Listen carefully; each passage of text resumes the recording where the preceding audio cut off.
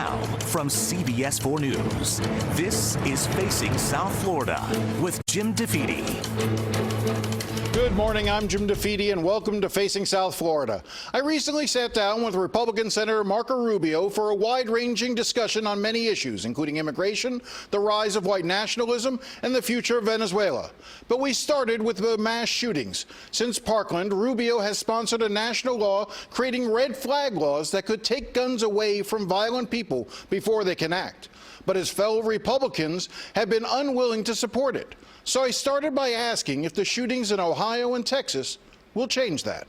I hope it does. I think it has the best chance it's had of passing. And the reason why we need to do it, so after Parkland, we looked at all these shootings.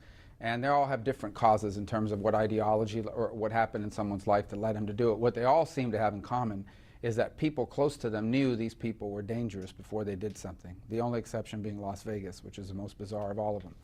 But the fact is that you can't do anything about it until they commit a crime, and then it's too late. So red flag laws, which the bill that we filed, allow a state, law enforcement or maybe a family member to go to court and say, this person's dangerous, here's the proof, and allow us to get out ahead of it and remove guns from them before they kill or hurt somebody. So we filed it in March of 2018, and it went nowhere. And then we refiled it in the new Congress in January, I think the first day of the new Congress. We finally got a hearing on it back in March. And then we were asking for a vote on it. In fact, we had just finished meeting with some of the Parkland parents about 2 weeks before El Paso, or 3 weeks before El Paso. Now I understand the chairman of the committee may file the bill himself. I don't care if it's my bill or his bill. I just think this is a chance to move on it, and hopefully we can get the White House to agree to sign it. As I understand it, it's not that it would nationalize the red flag law. It would give encouragements to states, incentives to states to pass their own red flag laws. The only way to nationalize it is to create a federal one. The problem with a federal one is federal law enforcement, FBI, the marshals just aren't set up for that sort of thing. And most cities in America don't have a federal courthouse. We have thousands and thousands of cities. Nearest courthouse in many places could be 10 counties away. This would create an incentive for states to do what Florida already did, which is to set this up. I think 19 states already have them. Some states are going to do it with or without it. But we want to create an incentive for more states to pass it. And we think the existence of the money, but also raising the issue in D.C. could drive more state legislatures to pass it. Why did it not get more traction when you introduced it in 2018 and when you introduced it at the beginning of this year? I think there's some concerns that people raise, which are legit, about due process. And that is, can someone be falsely accused of this, put through this, paying for lawyers to defend themselves in court?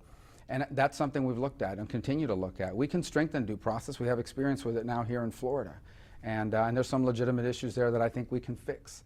But at the same time, we already have experience with these sorts of things. We have restraining orders. We have the Baker Act in Florida, and multiple different vehicles already in which people have some of their constitutional rights restricted, but only after due process.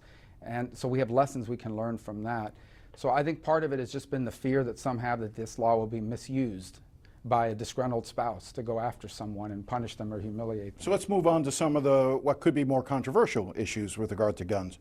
In the past, you've said that you could support looking into banning high-capacity magazines.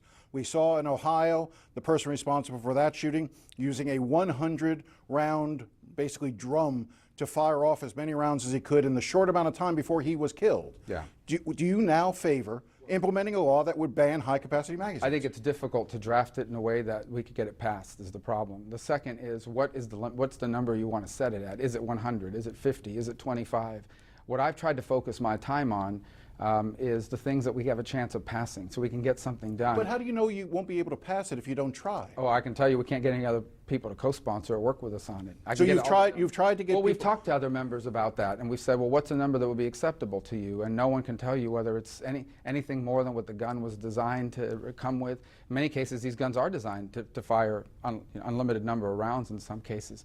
So finding a language that we could get 60 votes for in the Senate and that the White House would sign has been problematic. And so what I've tried to do is not that you abandon that position, but what I've tried to do is find out the issues that we can actually get passed. Because if you look 2 years after Parkland, nothing has passed except for the Stop School Violence Act.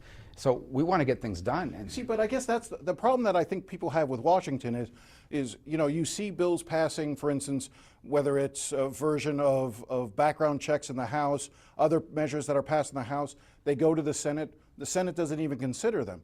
Isn't the process broken? Shouldn't it be House passes a measure, Senate, if you don't like it, they amend it? They send it back to the House. If the two sides can't agree, they send it to a conference committee, and they iron out the differences. Well, that's actually not the way the process was created. There are two very different bodies that were created with two very different purposes, and there's a lot of bills that the Senate will pass that the House hasn't taken up my anti-BDS legislation either. So it happened. That happens, and especially on issues that are controversial or divisive. But I would say this to you in that regard. I'm a lawmaker. My job is to pass laws that make things better. We have laws that will make things better. The red flag law will make things better. The EAGLE Act that will stand up the threat assessment systems across the country that work. It's how they protect the president, by the way, will make things better. Why can't we pass the things that we agree on that will make things better? And on the things that we still haven't agreed on, we can keep working on those. It's not you stop talking about them, but that shouldn't stop us from doing the things we agree on. But isn't there some value, for instance, on high-capacity magazines? Put a number out there. See where the votes are, and then you can sort of move from there. And wouldn't the public benefit by knowing which legislators, which of their senators, which of their representatives are willing to vote for something and which ones aren't? Yeah, but ultimately what ends up happening as well is sometimes people will get locked in against a position. Say they lock in and say, I'm against it because it's at 50. And then now to get them to agree to 25 or 16 or 10 becomes impossible because now they get accused of flip-flopping. So I know for somebody watching at home, it sounds like too technical and inside baseball, but that's the way this system operates. So I would much rather be able to work with people to arrive at a consensus that they can agree to than have to go back to them and get them to flip their position over a number. It's much more complicated. That issue is more complicated than it sounds at first blush. In 2013, you voted against the Manchin-Toomey measure. There's some talk about trying to revive it. Do you still oppose Manchin-Toomey? I do, but because I don't think that's the right. I think putting a burden. First, let's talk about what background checks are. Right. So background checks are today almost every gun sale in America undergoes a background check, even at gun shows. So this thing about a gun show loophole is false. What's not undergoing background checks are black market sales, which are never going to go under that's why they're black market, and private sales. You buy, an individual who's not a dealer sells to another individual. And what they're asking is for an individual who's not in the business of selling guns to conduct a background check, not like a tenant moving into your apartment. They're asking you to conduct a background check through a criminal justice NICS system with real liability as a result of it. That's an extraordinary burden to put on someone. Now, we have explored an alternative, which is to provide, to require for the buyer, the person who wants to buy the gun, to go to a licensed firearm dealer, pass a background check, receive what's the equivalent of a buyer's permit that's good for a defined period of time, 7 days, 30 days, and have to produce that upon sale. It would actually allow you to do reverse sting operations against illegal sales in the street. It's an idea that came from former Sheriff Rutherford, who's now a member of Congress. We've tried to draft that language. His office was taking the leadership on it. We've now assumed it. But that, to me, I don't know if that'll work. I don't know if people will support it. I don't know if it'll work in terms of out in real life, but I think putting the burden on the buyer would be better than putting the burden on the seller who's not in the business of selling it.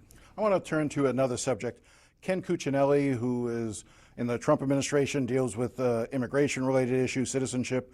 The quote that he sort of rewrote, the quote at the bottom of the Statue of Liberty, in his mind it believes it should read, "Give me your tired and your poor who can stand on their own 2 feet, and it will not become a public charge."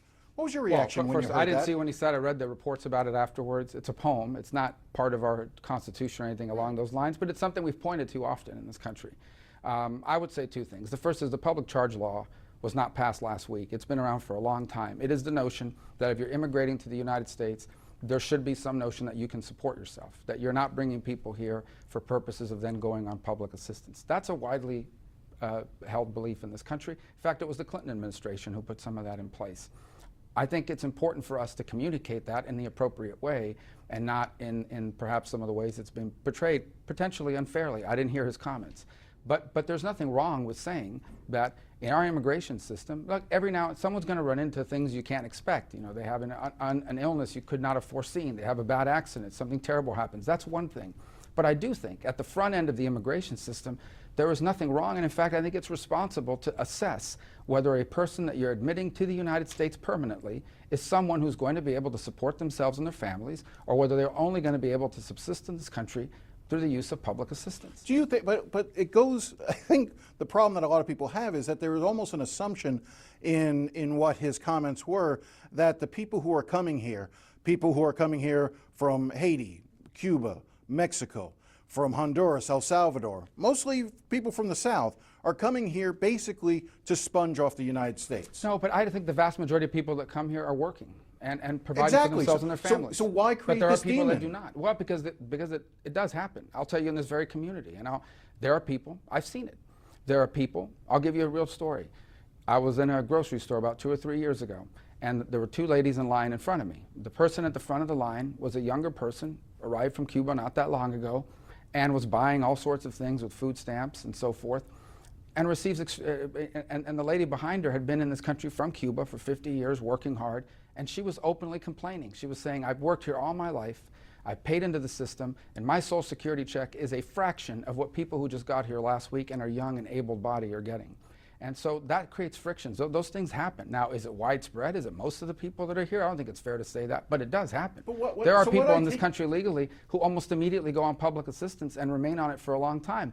Not because they're Hispanic, not because they're from Cuba or any other country in the world, but because of whoever they are as an individual. And our law should take that into account. And that's not something the Trump administration made up. That's the law in this country that was put in place back during the Clinton administration. Well, the public charge law has been around for a century. Yeah. But So was the enforcement under the Clinton administration. It's starting to fallen off, and all the Trump administration is doing is applying the existing law. Well, no, they're doing more than that. The Trump administration is defining it in a new way that essentially says that if you're on public assistance, public health assistance, Medicaid, or if you're on receiving food stamps, that when it comes time for consideration of your green card, whether or not you get a green card, basically you'll be prohibited from getting a green card, getting a visa. Is that the right policy to promote? Well, again, the language they use to describe how they're going to apply it is still quite vague. It's not exactly clear how they're going to define whether at any point over the next 12 to 18 months, how could you foresee, you know, in the case of health assistance, look, if someone gets diagnosed with cancer, and that's not something you could foresee, anyone could get cancer. That's different from someone who has a history of, for example, not being able to hold down employment, habitually coming in and out of the system in terms of public assistance. I don't know of any country in the world that shouldn't take that into account when determining who gets to adjust status to permanency. But again, doesn't it create the atmosphere, the belief that particularly brown-skinned people, black-skinned people who are coming to this country are doing so for sinister reasons, to basically exploit this country? No, doesn't it create the rise in hatred, though? No, it shouldn't. I mean, look, haters are going to hate.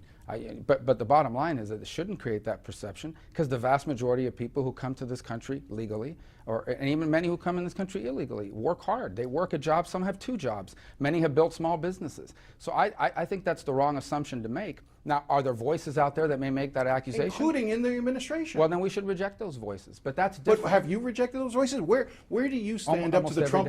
Where do you stand up to the Trump administration? Where do you say to Ken Cuccinelli, you are wrong? Come to my community. I'll show you hardworking people who are both documented and not documented. The day he says that the vast majority of people who immigrate, if he ever says that the vast majority of people who come to this country and immigrate here, even legally, are not working, isn't that implied in what he's saying? Well, that's not what I take from it. I take from it the fact of the matter that there are people who do come to this country. I don't care where in the world they come from. It's not about where you came from. It's about who you as an individual are.